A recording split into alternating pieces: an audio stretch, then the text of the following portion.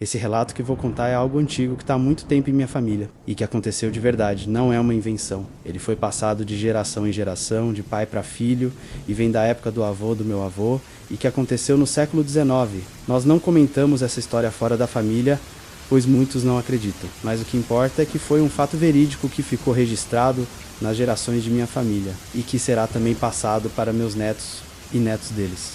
Resolvi enviar o relato para que ficasse registrado publicamente e também como forma de homenagear meus antepassados. Se chama o Caçador de Homens. Minha família é de origem mexicana. Pelo que foi me passado pelo meu pai e avô, as memórias vêm de um vilarejo, onde a cidade mais próxima era Ocosingo. Nesse vilarejo morava meu tataravô e sua família. Sua família era pobre e sem recursos, como a maioria do povo daquela região, e viviam basicamente da terra.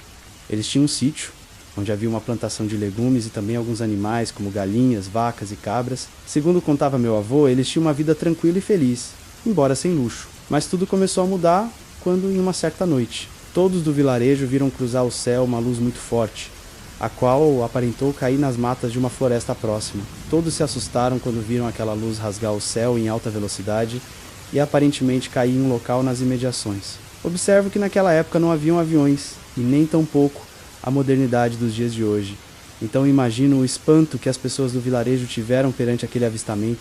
Vendo aquele estranho fato, todos se reuniram e resolveram procurar na mata o que poderia ter caído ali. No dia seguinte, vários homens se reuniram, incluindo meu tataravô, e foram na direção de onde aparentou que aquela estranha luz houvesse caído, que era na floresta próxima. Todos partiram e seguiram pelas trilhas da região e adentrando na mata para procurar por algo diferente. No entanto, de nada adiantou, pois mesmo vasculhando uma grande área, nada descobriram de anormal, sendo que voltaram para o vilarejo em seguida, onde contaram para os outros que não havia nada lá na floresta, ficando então o povo mais tranquilo com a notícia, mas ao mesmo tempo curioso sobre o que teria sido aquela estranha luz. Passado o susto, tudo continuou tranquilo no vilarejo como era sempre, até que, um certo dia, conforme contaram as pessoas envolvidas, um sitiante que morava nas imediações saiu para procurar um novilho que havia se desgarrado do resto do rebanho e não havia voltado para casa.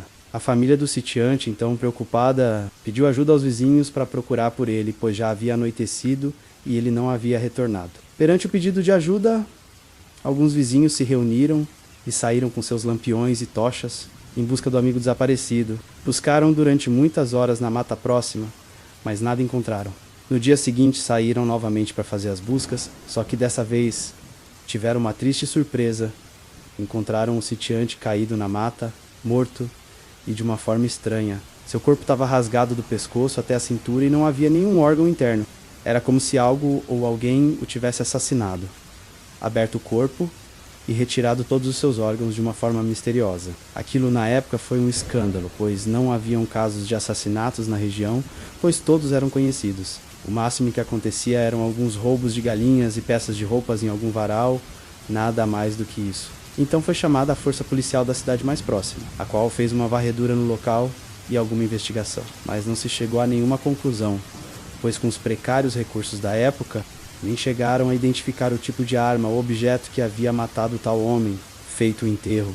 Ficou o mistério no ar e o medo pairando sobre os moradores do vilarejo, mas a vida continuou no seu ritmo.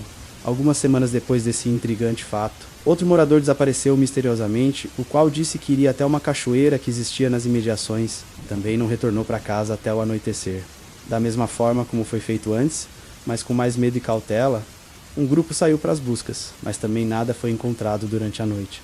No dia seguinte continuaram as buscas e a uma certa distância após a cachoeira foi encontrado também o corpo do morador morto e dessa vez todo estraçalhado, como se tivesse uma fera o atacado, e como antes, também não haviam órgãos internos em seu corpo.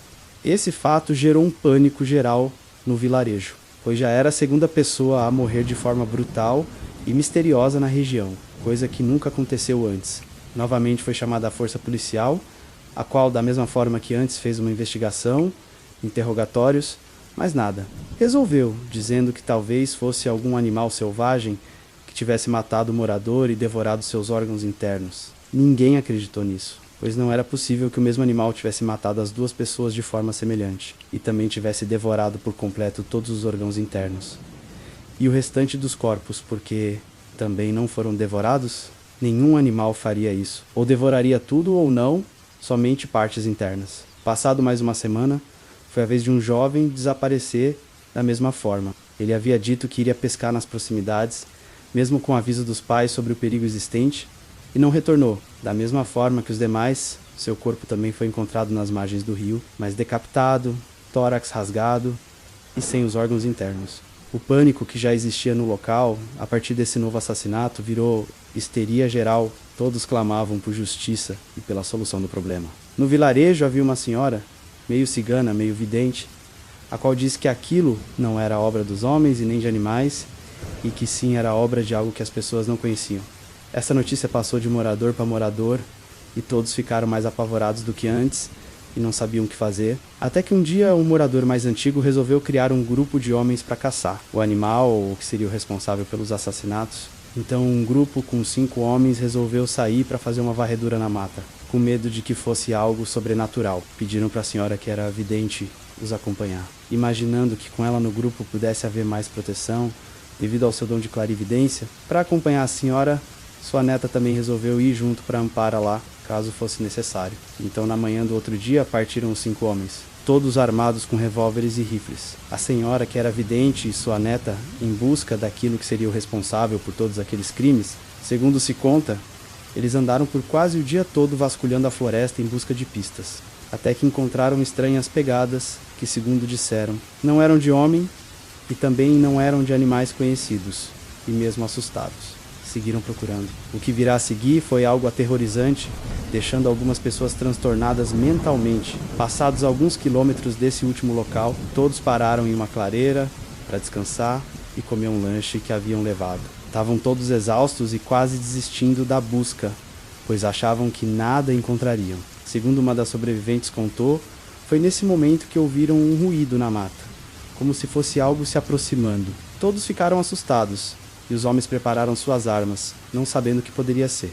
Foi quando algo começou a correr em volta deles em círculo pela mata, em alta velocidade. Todos viram as folhas das árvores e plantas se mexendo e o barulho de algo se movendo rapidamente rodeando todos. Mas ninguém via o que era. Até que em um determinado instante surgiu da mata em alta velocidade uma criatura alta, com corpo coberto de escamas, de cor acinzentada, com muitos dentes enormes, garras afiadas em suas mãos e com olhos avermelhados. A criatura pulou e desceu junto aos homens do grupo. Girou rapidamente e, de uma forma muito rápida, foi matando um a um os homens do grupo. Todos os 5 foram exterminados de forma brutal, tendo seus corpos rasgados, dilacerados e 2 decapitados. Após o extermínio geral dos homens, a criatura soltou um urro e se dirigiu para as 2 mulheres que estavam caídas no chão em estado de choque. Quando elas pensaram que seria o fim, se espantaram quando a criatura as olhou, como examinando da cabeça aos pés, parando e em seguida se afastando em alta velocidade mata dentro, desaparecendo. A senhora, que era vidente, e sua neta então, após se recuperarem um pouco do choque, retornaram ao vilarejo, contando para os moradores do vilarejo os detalhes do que aconteceu. Mesmo elas não acreditavam no que havia acontecido.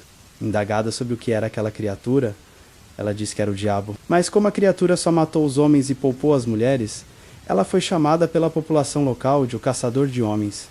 Depois daquele massacre, a polícia enviou uma guarnição completa ao vilarejo. A floresta foi vasculhada por toda a região, mas mais nada foi encontrado. Passadas mais ou menos 2 semanas do acontecido, mais um morador foi encontrado morto da mesma forma. Um mês depois desse último caso, um casal estava se deslocando em uma estrada para a cidade de Ocosingo, quando foi atacada pela criatura. A mulher disse que em certo ponto, quando a floresta em volta era mais densa, a criatura surgiu e saltou sobre a carroça e arremessou seu marido ao chão, pulando sobre ele e lhe rasgando o corpo com suas garras.